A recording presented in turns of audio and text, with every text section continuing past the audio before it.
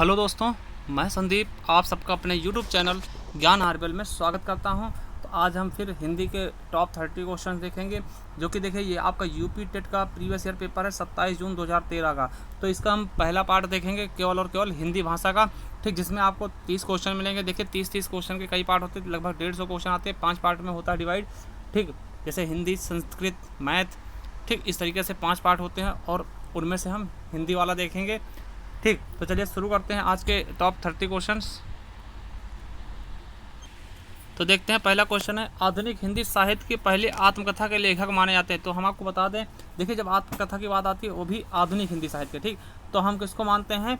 हरिवंश राय बच्चन जी को, ठीक। ये आपके अमिताभ बच्चन के कौन है? पिताजी हैं, ठीक। इन्होंने ही एक हिसाब से आत्मकथा की शुरुआत की थी। आधुनिक की जब बात करते हैं, देखिए इनके आपको बहुत ही इंपॉर्टेंट जो 4 इनकी बहुत ही इंपॉर्टेंट क्या है आत्मकथाएं, जिसके लिए इन्हें क्या दिया गया था?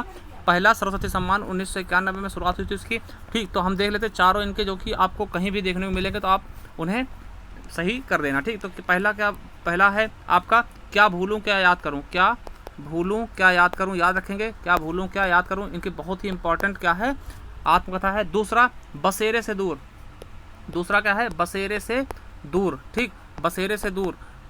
तो उसके बाद हम तीसरा देखते हैं, तीसरा कौन सा है? टोटल 4 हैं। तीसरा है 10 द्वार से सोपान तक, 10 द्वार से सोपान तक, ठीक। चौथा है आपका नीड़ का निर्माण, है ना, देखा होगा आपने, सुना होगा नीड़ का निर्माण, फिर ना नीड़ का निर्माण, ठीक। नीड़ मतलब क्या था? घोंसला, है ना, नीड़ का निर्माण, ठीक। कभी कभार नीड़ और नीर में पूछ लेता है तो वो याद रखेंगे, नीड़ मतलब क्या था? घोंसला, और नीर मतलब क्या था? पानी, है ना। तो ये चार बहुत ही इंपॉर्टेंट आत्मकथाएं हैं, जिनके लिए इन्हें क्या दिया गया था? सरस्वती सम्मान, पहला सरस्वती सम्मान इन्हें ही दिया गया था। तो ये याद रखेंगे, इन चारों को याद रखेंगे, लिख लेंगे कहीं पे। चलिए अगला क्वेश्चन देखते हैं। नेक्स्ट क्वेश्चन क्या कहता है? अगला क्वेश्चन है, कार्य के आरंभ में विघ्न पड़ना, इसका मुहावरे का अर्थ क्या होगा? सिर मारना, या सिर पर सेहरा बंधा होना, या फिर सिर पर शैतान सवार होना, या फिर सिर मुड़ते हुए ओले पड़ना। इसका मतलब क्या है? सिर मुड़ते हुए ओले पड़ना मतलब क्या? कि कार्य के प्रारंभ में ही क्या होगा? विघ्न का पड़ जाना, ठीक, सिर मुड़ते ही ओले पड़ना। चलिए अगला है तीसरा क्वेश्चन, किस कवि को कवियों का कवि बोलते हैं? ठीक, तो बहुत ही अच्छा क्वेश्चन है, किस कवि को कवियों का कवि बोलते हैं? शमशेर बहादुर सिंह को हम कवियों का कवि कहते हैं, ठीक। तो याद रखेंगे, शमशेर बहादुर सिंह को हम कवियों का कवि बोलते हैं। तीसरा क्वेश्चन का हमारा बी ऑप्शन बिल्कुल राइट होगा।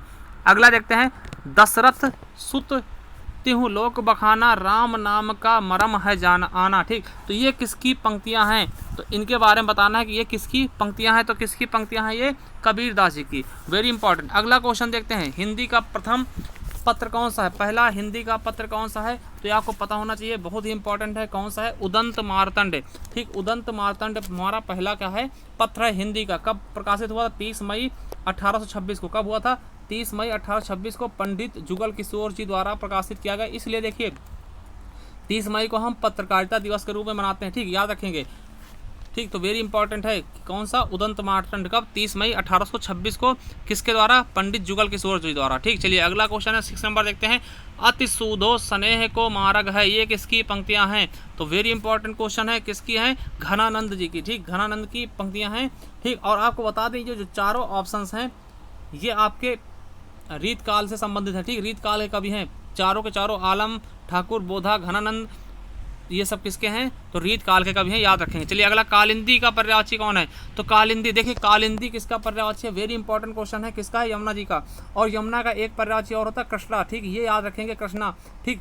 और इसके अलावा देखिए ये क्या है? सूर्य की पुत्री हैं, ठीक। तो इसलिए हम इनसे बहुत सारे बना लेते हैं। जैसे अक्र मतलब क्या होता? सूर्य होता है, और जाम इसका होता उत्पन्न, यानी कि सूर्य से उत्पन्न कौन? तो उनकी पुत्री कौन हो जाएगी? यमुना जी, है ना। इस तरह जैसे तरणी तनुजा करके हम इनका बना लेते हैं, तरणी तनुजा। तो तरणी मतलब क्या था? सूर्य, तनुजा में इसका होता पुत्री, तो सूर्य की पुत्री कौन? यमुना जी, है ना।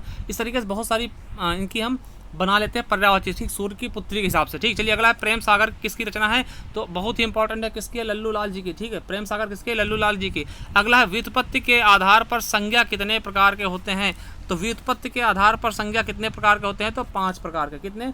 5 प्रकार के, आपको पता भी होंगे। चलिए अगला है, हिंदी में शब्दों का लिंग निर्धारण किसके आधार पर होता है? तो आपको पता होना चाहिए, जो हम इनके लिंग का निर्धारण किसके आधार पर कर पाते हैं? क्रिया के आधार पर। जैसे वह जा रहा है ना, रहा है, तो हमें कहाँ से पता चलेगा इसका लिंग क्या है? तो हम यहाँ से देखें क्रिया, तो जा रहा है इसका मतलब क्या? पुल्लिंग है। अगर यहीं पर वह जा रही है तो कैसे पता करेंगे ये स्त्रीलिंग है पुल्लिंग है? तो किसके हिसाब से? हम क्रिया के हिसाब से क्रिया देखेंगे, अगर रही है तो लड़की हो जाएगी, मतलब स्त्रीलिंग हो जाएगी, अगर रहा है तो पुल्लिंग हो जाएगा। ठीक, इस तरीके से हम पहचान कर लेंगे, तो हमारा सी ऑप्शन बिल्कुल ही राइट हो जाएगा। चलिए अगला क्वेश्चन देखते हैं।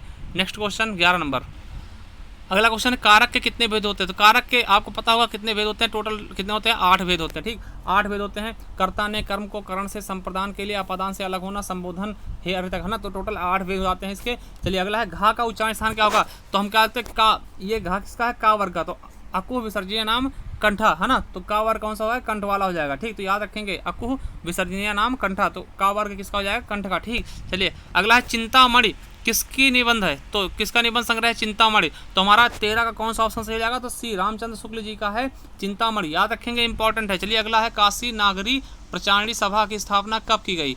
तो किस वर्ष हुई थी काशी नागरी प्रचारणी सभा की स्थापना? तो 1893 में। हमारा ये ऑप्शन बिल्कुल राइट हो जाएगा। चलिए कवि का स्त्रीलिंग का होगा? देखिए ये आपके शुद्ध वर्तनी में पूछा था, कवित्री लोग लिख नहीं पाते हैं। ठीक, तो याद रखेंगे कवित्री किस तरह है? इस तरह से लोग कवि कर देते हैं फिर इत्री लगाते हैं, तो ये नहीं होगा, कवि नहीं होगा, कव इत्री होता। ठीक, कव इत्री, तो हमारा सी ऑप्शन से बिल्कुल ही राइट हो जाएगा। चलिए अगला है तरणी का पर्यायवाची शब्द है। तरणी का पर्यायवाची शब्द क्या होगा?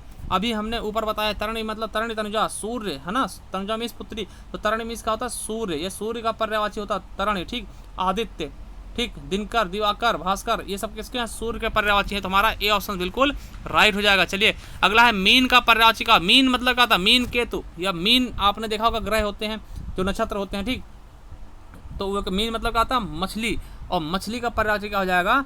मत्स्य। ठीक, तो ये होता है हमारा मीन मतलब क्या? मछली। ठीक, तो मत्स्य। विभावरी का शाम का होता है, सिखी का होता है, मोर का हो जाता है। ठीक, चलिए अगला क्वेश्चन देखते हैं। दिए गए शब्दों में से भिन्न अर्थ वाला शब्द कौन सा होगा? तो भिन्न अर्थ वाला शब्द कौन सा होगा? आत्मजा, नंदिनी, कन्या या फिर भार्या। तो हमारा सी ऑप्शन बिल्कुल राइट हो जाएगा, भार्या। ठीक, ये आपका अलग है, ये पुत्री के पर्यायवाची हैं तीनों। ठीक, चलिए अगला है अनुपम का पर्यायवाची क्या होता है? अनुपम जिसकी उपमा न दी जा सके। क्या होता है? जिसकी उपमा न दी जा सके मतलब क्या? वो अद्वितीय होगा ना, किसी से मिलेगा नहीं, तो अलग हो जाएगा, अद्वितीय। हमारा डी ऑप्शन बिल्कुल राइट हो जाएगा। अगला है कान का कच्चा होना मतलब क्या? कम सुनना, सुनी बात पर विश्वास कर लेना, दूसरों की बात मानना है। कान का कमजोर होना मतलब क्या? सुनी सुनाई बातों पे विश्वास कर लेने वाले क्या बोलते हैं? कान का कच्चा, है ना। तो हमारा डी ऑप्शन बिल्कुल राइट हो जाएगा। अगला लगते छा। छा वर्ण किसके योग से बनता? तो हम बता दें का और खा खटकोड़ा से, है ना। तो पहला ऑप्शन बिल्कुल सही हो जाएगा। और छा कौन सा वर्ण होता है? संयुक्त व्यंजन होता है। ठीक, संयुक्त व्यंजन छा के अलावा कौन सा? तो छत्रंग यास्रा, 4 होते हैं टोटल, छत्रंग ज्ञा और स्रा होते। ठीक, तो छा किससे मिलता है? का और सा से।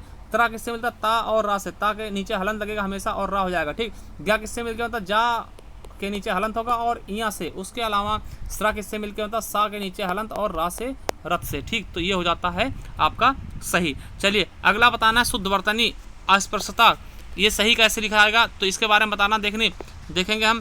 तो देखिए ये दो हमने देख लिए, दोनों क्या हैं? गलत है, बिल्कुल गलत है। ये भी नहीं लिखा है, इस तरह भी नहीं लिखा जाएगा। तो तीसरा और चौथा देखते हैं ऑप्शन हम। देखिए तीसरा ऑप्शन हमारा बिल्कुल सही है, इसी तरह लिखा था। देखिए अस्पृश्यता का अंत हमने आर्टिकल 17 में देखा होगा।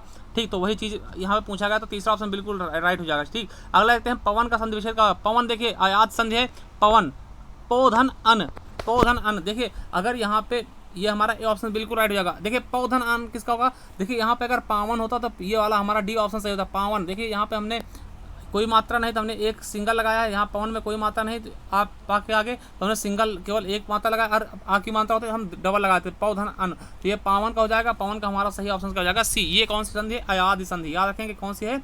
अयादि स्वर संधि का उदाहरण है कौन सा? पौधन अन, पवन। ठीक, चलिए 24 नंबर देखते हैं।